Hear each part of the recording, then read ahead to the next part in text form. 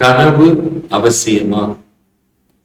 கனவு அவசியமானா, கனவு நம்ம அவசியம்னா வருவதும், அவசியம் இல்லைன்னா போறதும் இல்லை.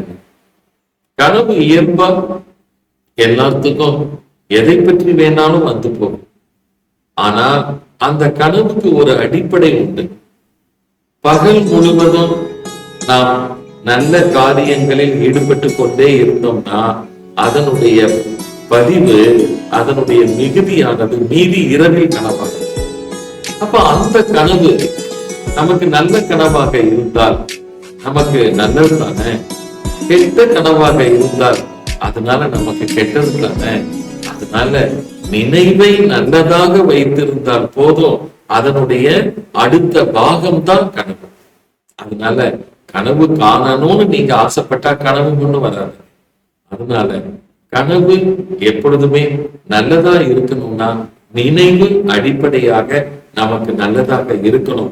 நினைவு நல்லதாக இருந்தாலே போதும், கனவு வந்தா நல்ல கனவு வரும், கனவு வரலைன்னா நல்ல உறக்கம் வரும். அவ்வளவுதான் ஆரோக்கியத்துக்கு அடிப்படை. ஆத்ம நமஸ்காரங்கள். வாழ்க வளர்க.